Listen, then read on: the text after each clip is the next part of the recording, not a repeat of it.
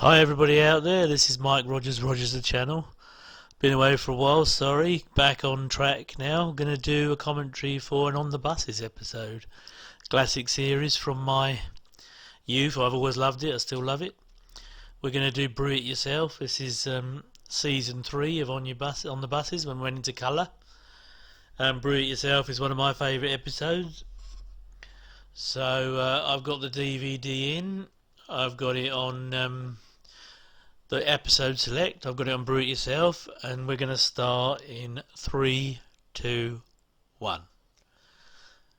There we go. They're off and running by Ronald Wolfe and Ronald Chesney. Now I know they did most of On the Buses, but towards the end of its run, they left, I think, along with like some of the main characters. I mean, Arthur left in the last season, and so did Stan himself, which was weird. And I think Stephen Lewis and Bob Grant wrote a few episodes to keep it going. Stephen Lewis being Blakey, of course, and Bob Grant being Jack. But here we go, they're cooking. I say cooking, that's Stan with his pot.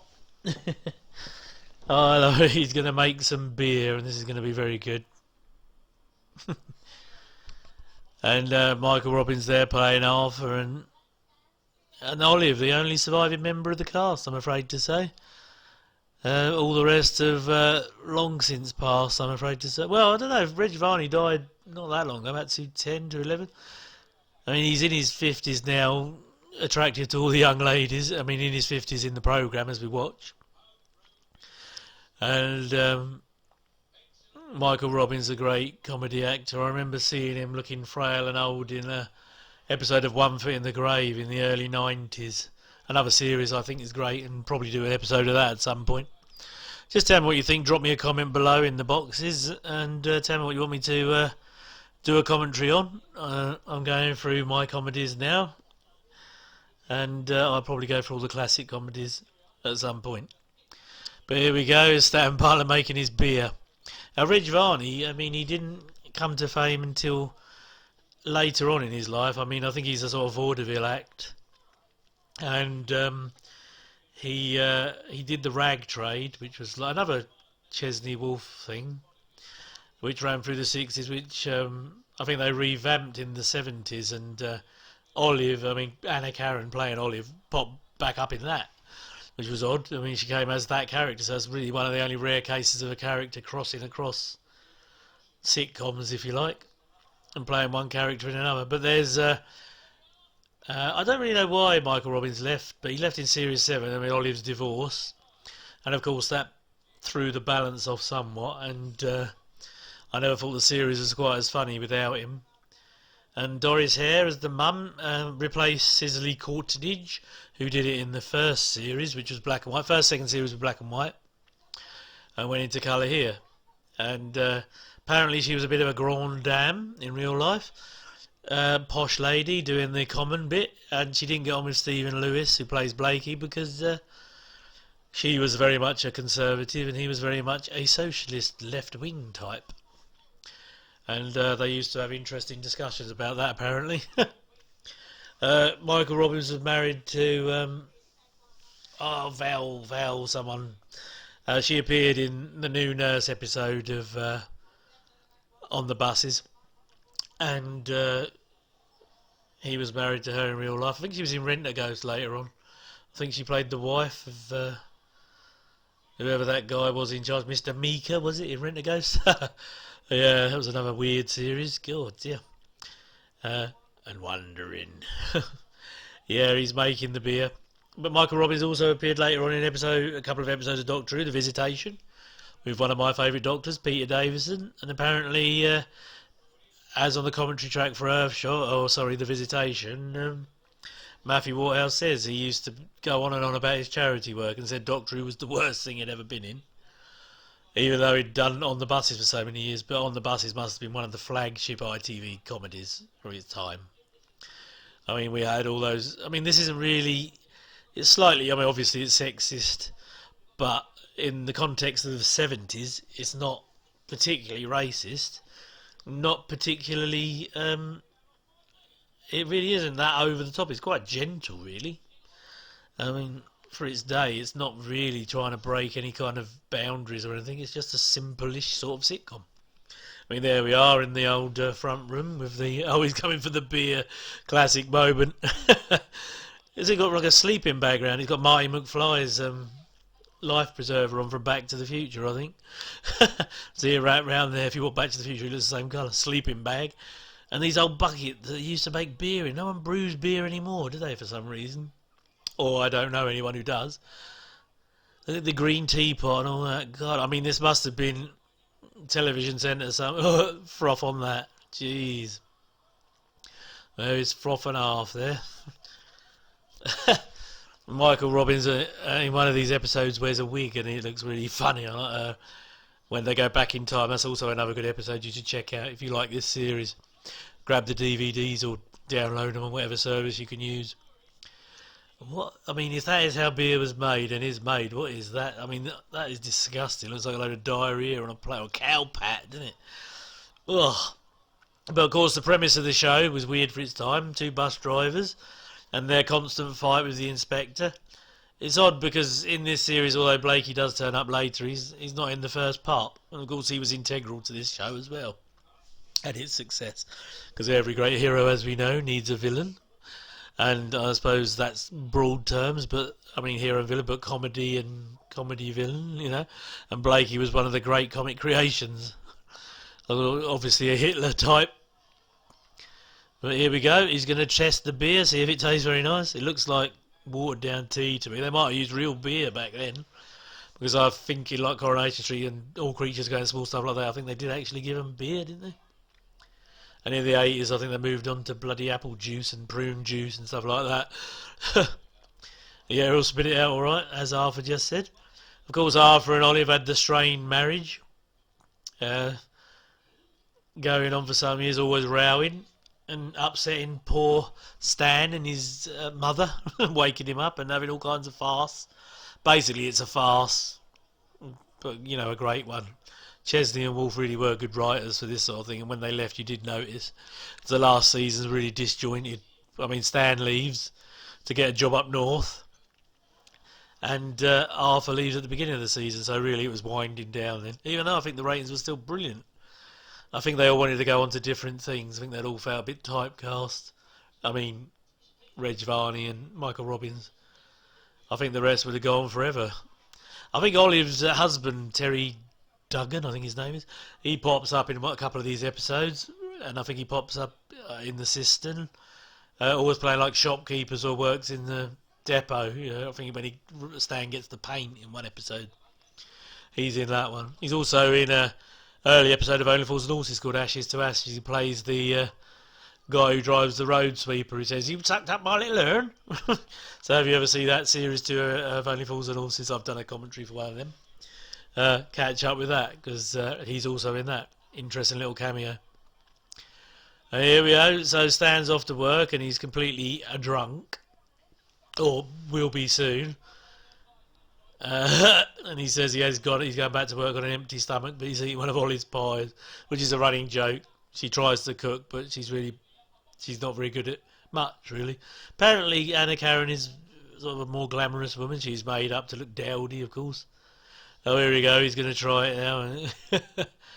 I never thought he'd make it taste like that. Oh, that wasn't a sync point. It's pretty close. There you go. Beer. There you go. But it's strong, so he's going to test the gravity. And stick looks like a bloody fishing float in here in a minute. And look at the set. I mean, this is 70s set, isn't it? Brilliant. Old hell. Here we go, he's got his fishing float out to check the gravity of the beer. And we're going to be in for a bit of a shock, aren't we? Boom, straight to the bottom. And of course, when they wrapped up, I think when the Series 7 and Stan and Arthur had left the series, they were still making the films, and they made Holiday on the Buses. And Stan, Reg Varney and Michael Robbins' Arthur came back for that. And they're really good, those 3 films. I mean, I think even one of them topped Diamonds Are Forever, the Bond film of 71. I think I can't remember which holiday movie it was. It might have been Mutiny on the Buses or On the Buses. Beat it in the ratings that year. box office. Had much more money. Here he comes. Here's Bob Grant, another talented actor. Well, yeah, I'd say he's a talented actor because he's definitely putting on the gall blimey here. He was posh in real life. I mean, you could never say he was an attractive knockout of a chap, but he's got that comedy face, brilliant. But like I say, he wrote a few later episodes with Stephen Lewis Blakey, so they must have had a fairly good rapport. But of course, Stan Butler, I assume he's playing sort of early 40s and really is in his 50s, so, you know, you're drunk, you're gone, and he's doing an over-the-top version of drunk. I think I said, Michael Caine said, to be drunk, a drunk doesn't stagger about and fall over. A drunk will try to be very precise in what they're doing, will focus. They don't want to appear drunk.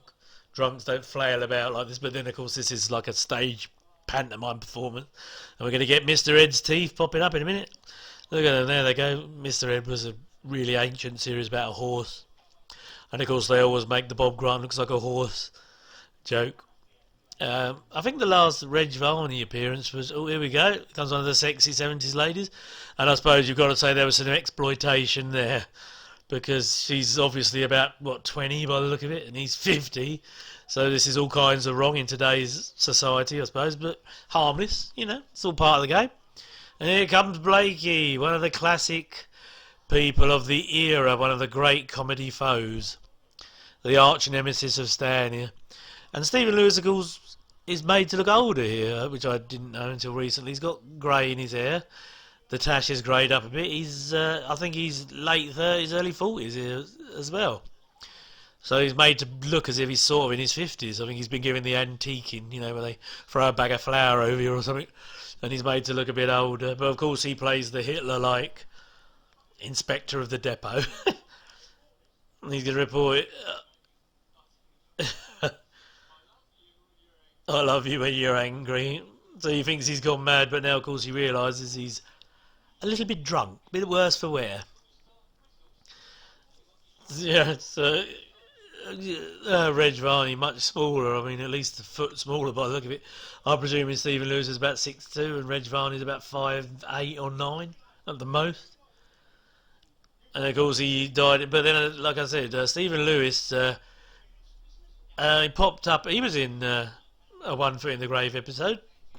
He popped up in one where Victor and Margaret go to the coast for a couple of days, and he made him a headstone. Made Victor a headstone. Of course, he didn't believe it. But yeah, Stephen Lewis also popped up in Last of the Summer Wine, which is those comedies from England, you know, from my home, which is like from the 70s to like 2000, so it went on forever and was really gentle, dull as ditchwater humour, sort of Wallace and Gromit, but slowed right down, but with old people. I mean, yeah, it's alright. I'm not ageist, but it was really boring and rubbish. Here we have a few ethnic minorities, and they're not being treated in any way. I mean, they're not doing anything. They haven't got main parts or anything, but at least they're not treating them like, you know, they're not treating them like ethnic minorities. They're being treated equally. They called him Chalky, which is the eternal 70s bad word for a black person, which is just ridiculous, obviously. I mean, Jim Davidson forever would go on about stuff like that. He had a character called Chalky, and it's so dated now, but apparently the actors at the time weren't worried about it. They saw it as part of the fun. And now Stan's got to have the cure. He's drunk, and he's got to have a ton of mashed potato to apparently make him sober, which I'm not sure if this really worked, but I'm assuming that the drunk driving test was in its infancy around now, because I think he was still allowed to drink quite a lot in the 70s. I mean, obviously not public buses, but yeah, I know. But Bob Grant is always Jack, his happy conductor, is always helping Stan get out of the scrapes, always putting him in scrapes occasionally as well, but always there as his trusty. Look, here we go, look at this massive. Reminds me of Close Encounters of the Third Kind, when Richard Dreyfuss tried to make the mountain out of a load of bloody mashed potato at the table, you remember? He's going to do that now. I think he's going to build the mount where the UFOs comes down. That weird lady in the background there looks like a woman in drag, a man in drag. Massive lipstick, massive hair. Don't want it. Stole that line a few times. Of course, I think Reg Varney tried to speak a little bit posher as well, and I'm not sure if he actually was, but these are the days of RP, received pronunciation, when they want everyone to talk with a plum in their mouth. But these obviously don't. These are more working class. Bob Grant, apparently he was of good stock, whatever that means. Was a sort of a posh guy. And, of course, never lived this down and committed suicide in about 2000 or in the 90s. Gassed himself in his carpool. Well, obviously, the career was going nowhere. Had lots of problems with depression, I think. And, of course, that was slightly just before they put everyone in EastEnders. And I think he probably could have gone to EastEnders. If he was lucky, he could have moved on to that. But he had a bit of stage stuff. Did a stage show with David Jason before David Jason was big in Only Fools. Let him have the lead. He wrote it, I think, or I think he wrote the play. I can't remember what it's called, but this was his defining role. Obviously, we didn't really see him do much else, and I can't remember him doing anything else. And I think Reg Varney's last TV was like one of the planks, like the plank that had all like that had like every kind of star in it. Had Harry H. Corbett, oh God, plethora of stars. It had Sykes in it, Eric Sykes. It's great. There's all these, this is great. Of course, now this is the solution from Jack.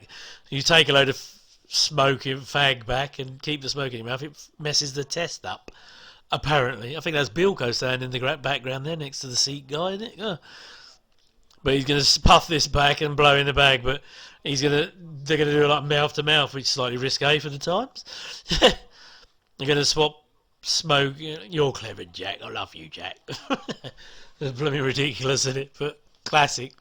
So here we go. He's going to breathe in the bag, and that does look like a colostomy bag that Blakey's got in his hand there. But never mind. We'll soon find out if this goes down well, won't we? He's going to clear your throat, blowing it, not play on it, and brilliant lines. Stephen Lewis had a great time, really good. And of course, in the latter half of the series, when Stan had gone, he moved into the butler's house. Here we go, he's taking a drag on the fag, which you probably wouldn't even be allowed to do in a bus depot now. He put the wrong end in, which is a classic joke for the times. I've seen that a few times. I think he did that in one of the movies as well, or somewhere, I can't remember. Might do a movie one day as a special treat if there's enough likes on this vid. Hint, hint, love, love. And lots of good comments. If you get a lot of that, then I will do a Christmas treat or something, as we're getting closer to that at time of recording, and do one of the movies. Because I got some good response to the Steptoe movie. But here we go, look, he's doing the holding the breath joke. Wait. Breathing it, hang on. That was brilliant, isn't it? Poor old Stan, he's got to keep it in, holding his breath as long as possible, puffing a bit of smoke out. And here we go. I don't know why he's timing this. This is just ridiculous. I suppose, yeah, because there's crystals in this bag apparently, and if they turn a certain colour, you're drunk, and if not, you're all right. So a bit strange, but there we go. But of course, he's going to pass out now. Amazed he didn't. I assume he's just trying to hold us like. I wonder if this was a one take, because it does look like he's doing it in one go, doesn't it? Here he goes. He's puffing the old smoke in there. Brilliant idea, apparently, from old Jack, and he's blowing it out big time. And I think he's going to pass out now. It's very green, isn't it? All this. I noticed this when I was watching Doc Martin the other day. The sets on that are very green. Is green a sort of colour that? I mean, everything's bloody green. Look, his tie's green. The back walls are green. The uniforms have got green on them. The teacup's green. The bloody. Oh, it's all bloody green, isn't it? It's weird. And if you watch Doc Martin, which is sort of a series that's contemporary to me now as a 217, all the sets there are greenish. Why is it with blooming green? See, in case I want to CSO something in later, but not back here. They wouldn't have done. Oh, excellent! There we go. Oh, it looks a bit green. But I just watched this program.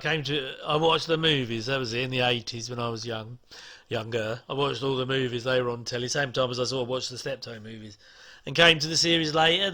When Sky came in about '89 in a big way.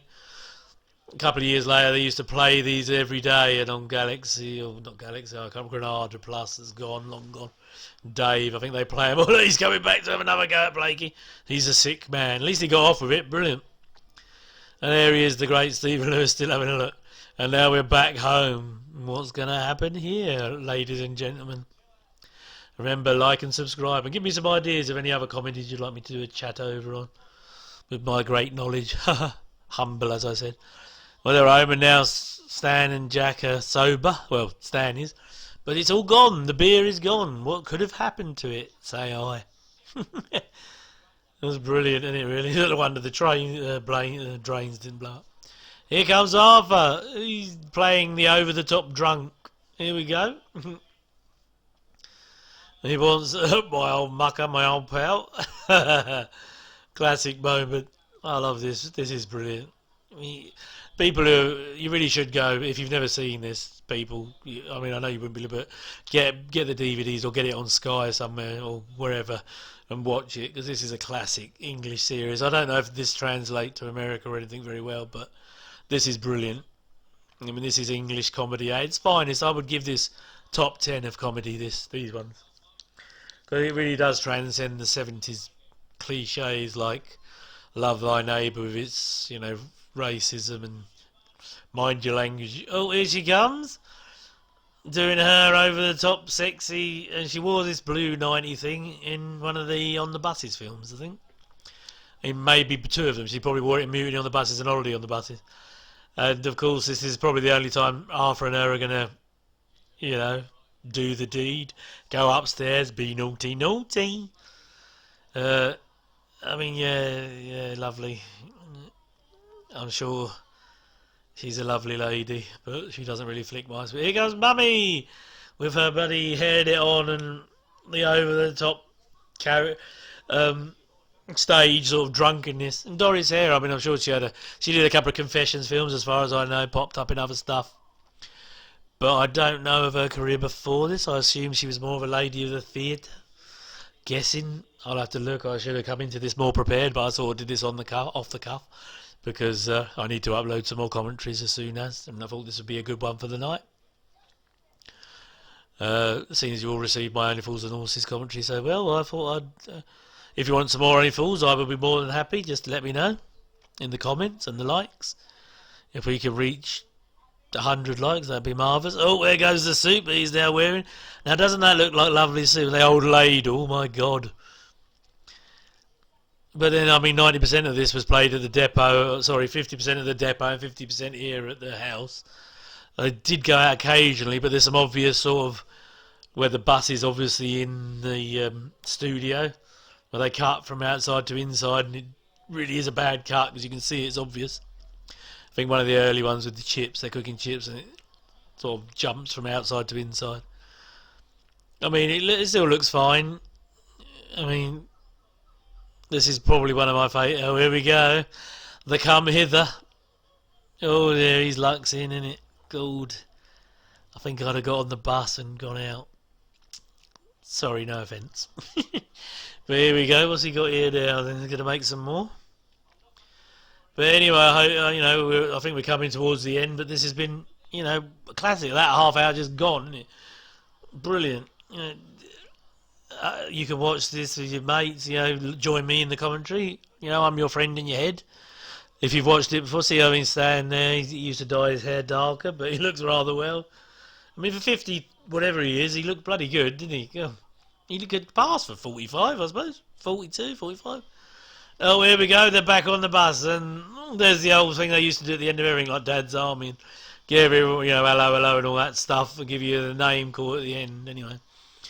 But a classic, and I think the ratings were right up there in the time, like 10, 15 million for these days.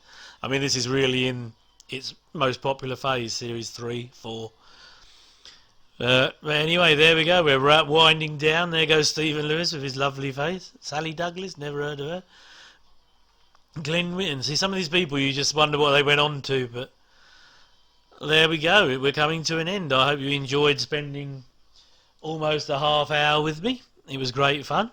I hope I was being informative. Drop a like and a comment if you want. And we will speak again. I will find another comedy to do. I'll try not to leave it as long this time and upload a much quicker one, yeah? But I hope you enjoyed that, and yeah, thumbs up and subscribe, and I'll see you in the future for another episode of another classic comedy, and we'll see if we can get some more depth there. Over and out. Have a good evening, everybody, or a good day, whatever you're doing. Bye. Mike Rogers, Rogers the Channel, signing off.